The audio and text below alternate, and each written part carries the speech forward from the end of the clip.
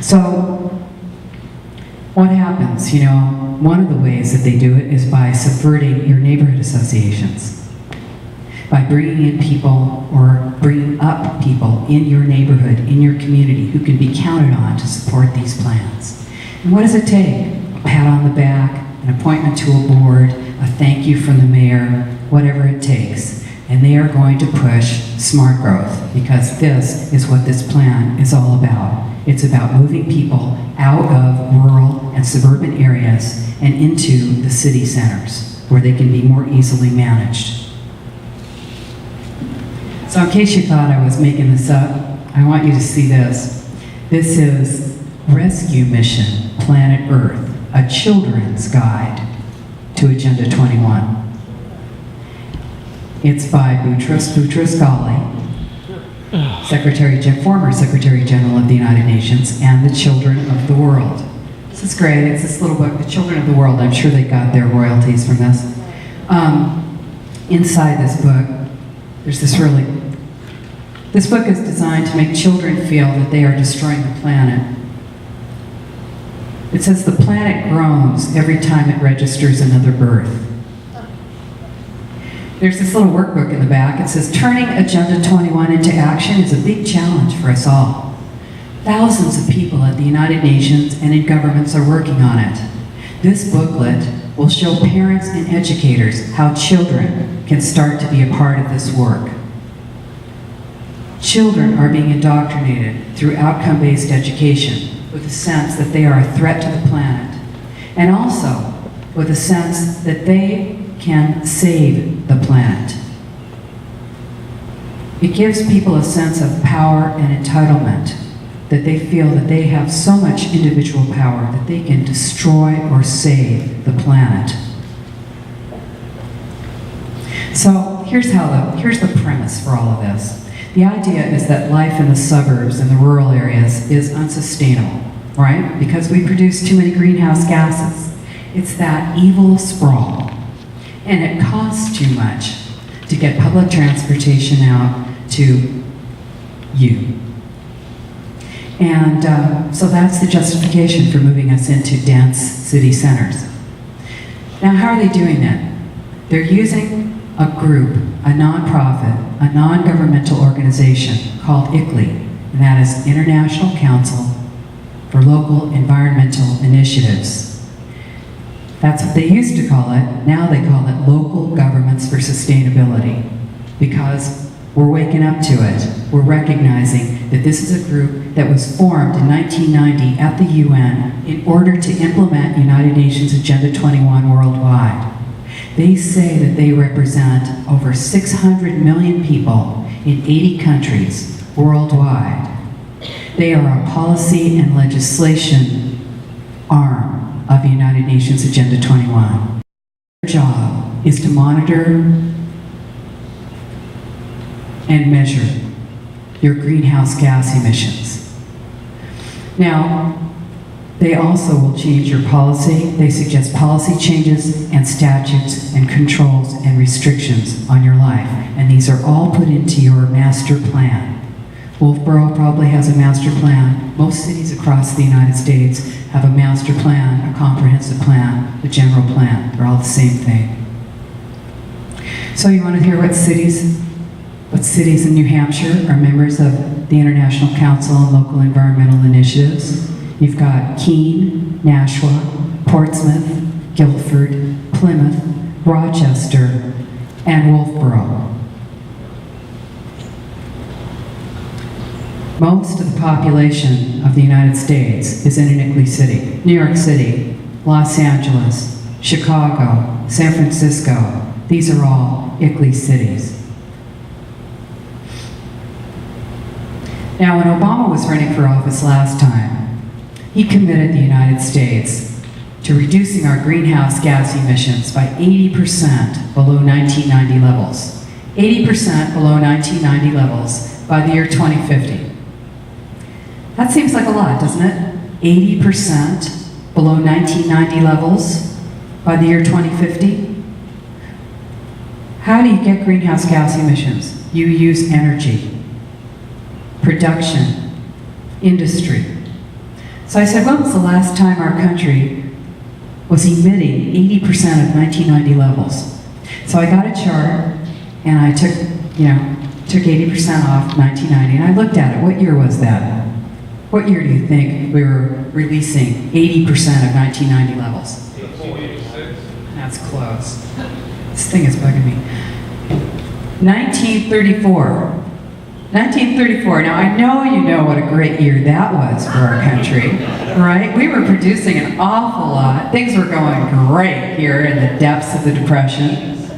But when you think about it, we certainly have a lot more people now than we did in 1934. So if we're talking about a per capita reduction in our greenhouse gas emissions, we're looking more at 1880.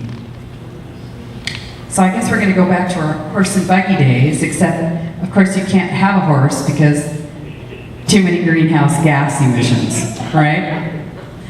Now, ICLEI, the International Council of Local Environmental Initiatives, they put together a book, and it's in your planning department. It's called Local Agenda 21 Planning Guide, an Introduction to Sustainable Development Planning. In this book, they tell planners how to run a visioning meeting, a Rand Corporation Delphi technique, mind control technique meeting on you, and who to bring into these meetings. Chances are you're not going to get into these meetings because they're not going to tell you they're having them. They might put a little note in your newspaper the day they're having the meeting. Who's in those meetings giving their opinion on the new plan for Wolfboro? Stakeholders. We're talking about elected officials. Oh yeah, they're voting. The consultants who got paid to come up with a plan. Yeah, they're voting. The environmental groups who are invited, the nonprofits, chances are you're not in there. And if you are in there, let's just say you're in there. Let's just say you stumble in, you find your way in, you walk past that big spread of food that they lay out there for you to thank you for showing up at this meeting, and you take your seat in that auditorium. And you see that they are producing these slides to show you what you should like. Now, you don't want business as usual, do you? That's where you live. That's where you live in sprawl. No, you want planned future, which is high density development in the center of your town. Smart growth. Smart growth. What is it? It's ground floor retail, built right to the edge of the sidewalk, 12 feet high, with 1, 2, 3, or more stories of residential on top of that. Around the back in an alley, you've got parking access for 1 car or less per unit. Out in the front, you've got a bike lane. You got 1 lane for traffic or your bus or rail.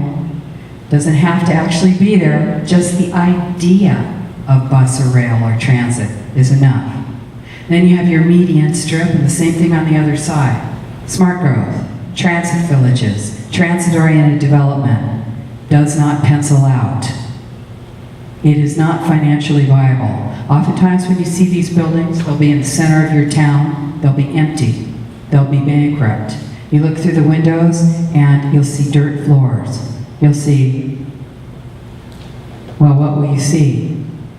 You'll see those units upstairs, some of them are populated and others don't have anyone in them. We're looking at a development style. This is the preferred development style of Agenda 21, and it's often paid for with your tax dollars, with your subsidies, with your transportation tax dollars. Because remember, this is transit-oriented development. So what's the goal here? Oh, I forgot to tell you this. Check this out. You know that the United States did not ratify the Kyoto Treaty, but 1,055 United States mayors did agree to it. And what did they agree to? They agreed to anti-sprawl, smart growth, they support smart growth, carbon trading. This is the Mayor's Climate Protection Center. 1,055 mayors. Every state in the United States. How about New Hampshire? You've got Concord, Dover, Hanover, Keene, Lebanon, Manchester, Nashua, Portsmouth, and Rochester signed on to this agreement, which is Kyoto. Now I thought, well, hey, I wonder what nation in the world that signed the Kyoto Treaty, I wonder which one reduced their greenhouse gas emissions the most. Can you think? Who reduced their greenhouse gas emissions the most in the world? Latvia. Little Latvia, clinging desperately to the edge of the former Soviet Union, is tiny Latvia. No heat in the winter, no cold in the summer. Concrete buildings, stacked way up. And guess what else Latvia is known for? Their human rights abuses. So you too can reduce your greenhouse gas emissions a whole lot. All you have to do is have total control of your energy and your people. No problem. So look, what's the goal? What is the goal? Using the green mask, I call it the greenhouse gas mask, of environmental concern. The two parts of Agenda 21 are imposed. And this is smart growth, which is moving people out of the rural and suburban areas and into dense urban city centers. And let me just say, for those of you who live here in Wolfboro, New Hampshire, most of New Hampshire is sprawl. You live in sprawl.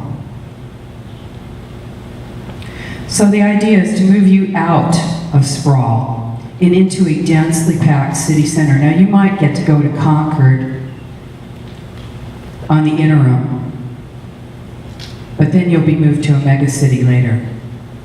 So we're going to concentrate populations into dense city centers. You don't believe me right now, you're thinking, I'm not going anywhere. I'm going to show you how. Okay? The other part of this plan is the Wildlands Project. And that is moving people out of wildlands, off the land, out of the agricultural areas, out of the forest areas, out of the coastal areas, restricting access to our wilderness roads and resources, and closing off all of those lands, including moving people who have private property in federal and state parkland areas off of their lands, taking lands into public ownership. This is the plan, to transition private ownership of land to public ownership. So how are they doing it? I told you by 2002, Growing Smart legislative guidebook was in every single university, every planning department in the entire country. And that was when I, an appraiser, a government appraiser, tasked with appraising people's property so that it could be fairly compensated when the Department of Transportation needed to put a freeway through. I needed to know what people could do with their property. That was when I started to notice that there was a planning revolution going on in our country. That people were not able to use their land by right. That your zoning was irrelevant. That in fact you needed to get, well, what did you need? You needed probably a permit expediter, environmental impact reports. You needed to have your property reviewed. If you think that you can just go in and get a permit to develop, you can't. And I'm not talking about fat cat developers. I'm talking about people just like you, people who own that piece of land on the corner with a small shop on it, and you think you want to make it a little bit bigger, and you find out that no, you can't do that because it's not zone commercial, even though it is. No, now it's transit village. And you have to build smart growth there. You're going to have to put residential. You're going to have mixed use with that. So the way this is imposed is the federal and state government take your transportation dollars, and they say, your transportation tax dollars, and they say, if your city or your county wants any of this transportation money, transportation tax money, they are going to have to agree to build smart growth. And they will build it in priority development areas. Now you're going to see this. It is imposed through your metropolitan planning organization. You might not know what that is. You need to know this. I don't mean to insult anyone, but you know what? I don't care who's dancing with your wife on TV. The reason this thing has happened to us is because we don't know about this. We're not paying attention, and we don't realize that the federal agencies that have changed their policies to bring them into alignment with Agenda 21 are imposing those policies on your state and local municipalities, and they're using money.